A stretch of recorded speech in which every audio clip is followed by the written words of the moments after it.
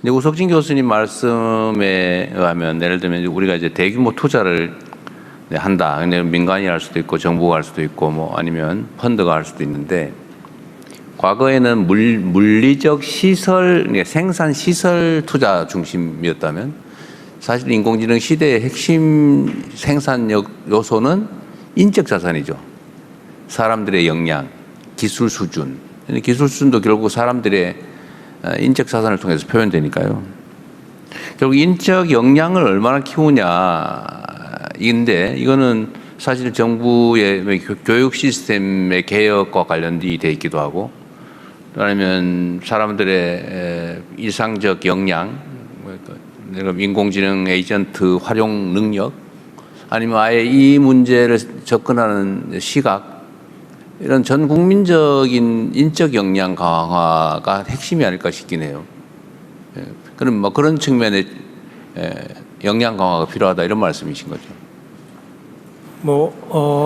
지금 말씀해주신 내용 중에 하나가 저희가 이제 토큰 디바이드라고 하는 용어를 쓰고 있습니다. 그래서 학생들이 같이 학습을 해도 많은 토큰을 가지고 좀 더 좋은 이 인공지능을 접할 수 있는 학생들은 훨씬 더 좋은 양질의 인적 자본을 쌓을 수 있고 거기서 이제 제외된 학생들은 그런 인적 자본을 이제 쌓기가 좀 어렵고 거기에다 뭐 기업으로 들어간다고 치면은 매니저가 이거를 어떻게 잘 조직해낼 수 있느냐.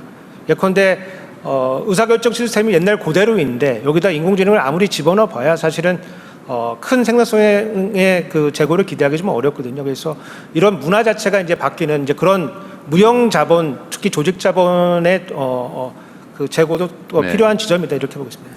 어쨌든 전 국민적인 예를 들면 지금은 인식 자체를 대대적으로 바꿔야 될 시점인 것 같아요.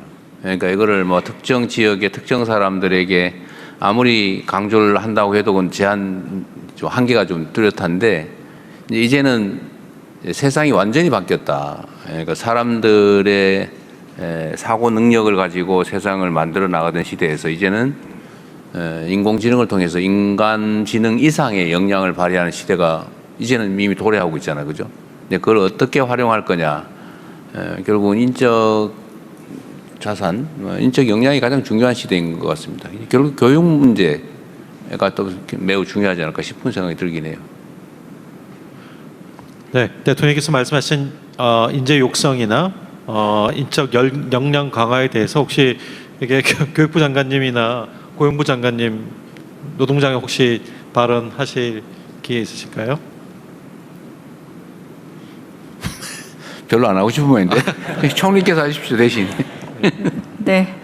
아까 말씀 주신 부분에서 이제 AI 행정 관련된 AX 말씀을 드리는 이유 중에 하나는 사실은 AI를 도입한다는 그 사실 자체도 있지만 AI를 도입하게 됨으로써 저희가 변화되는 여러 가지들이 있습니다. 일단 일하는 방식이 변화되고 또 생각하는 방식이 변화되고 그리고 저는 AI라고 하는 것을 써보시면 아시겠지만 이게 학습해가지 않습니까? 계속 발전하고 그러니까 누군가의 정보가 합쳐져서 내가 넣은 정보가 다른 사람도 같이 넣어서 이게 한꺼번에 모든 정보들이 모이면서 계속 발전해가고 그럴수록 시간이 지날수록 훨씬 더 좋아지는 거여서 이 누적되고 더해지는 조직자본이라는 것을 어떻게 우리가 만들어 갈 것인가라는 생각을 합니다. 이 공직자들이 이렇게 많이 있고 곳곳에 있고 정말 시필추처럼 퍼져 있는데 각자 존재할 때와 이것이 더해져서 우리가 다 함께 판단할 수 있는 구조가 만들어진다면 가진 힘이 엄청날 거여서 저는 그 부분에 대한 말씀을 주셨다고 생각하고 이게 우리가 앞으로 이 교육과 그리고 뭐 공무원들이 일하는 방식뿐만 아니라 전체 조직이 일하는 방식을 어떻게 잘 바꿔갈 것인가 여기에 기술이 아마 큰 도움을 줄 거라 생각을 합니다. 그러니까 앞으로는 우리가 이제 모두의 AI 정책을 지금 추진하고 있는데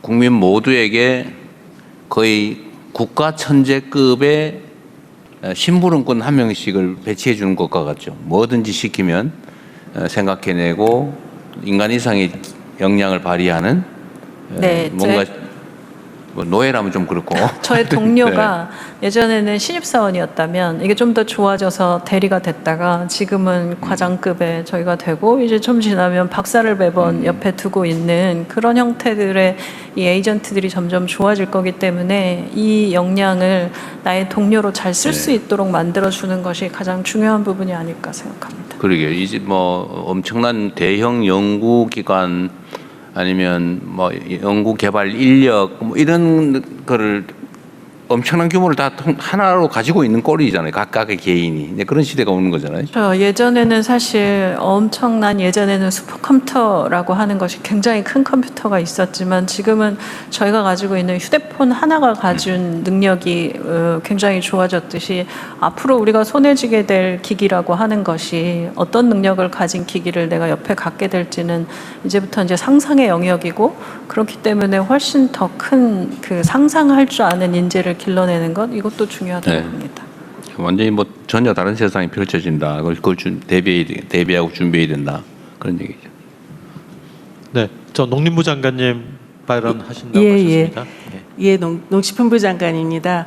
아까 우리 기후부 장관님 이제 전력하고 용수에 대해서 말씀을 하셨는데 용수 같은 경우에 우리 농업 용수도 통합적으로 이용을 하게 됩니다. 그런 경우에 우리 농업계에서는 걱정이 좀 있는 걸 잘 알고 계실 겁니다. 그래서 그 농업의 특성상 이게 계절적으로 막 써야 되는 기간이 있고 또 가무량에 따라서 용수가 부족하거나 남거나 이런 상황이기 때문에 우리 농업인들이 걱정을 하시는데 저희가 대체 시설을 좀 갖추어서 우리 농업 용수를 이용하시는 데는 전혀 문제가 없도록 하겠다라는 것을 좀 우리 정부 차원에서 다시 한번 알려드리고 싶고 특히 이제 이럴 때 또 수질도 문제가 될 수 있거든요. 그래서 오히려 이 기회에 노후된 수리 시설을 우리가 잘 정비해서 수량이나 수질적으로 우리 농업 생산하는데 아무 문제 없이 오히려 더 업그레이드 할 수 있도록 하겠다라는 것을 좀 이 기회를 들여서 말씀을 드리겠습니다. 농림부 장관이 책임을 지도록 하세요. 네, 그렇게 하겠습니다.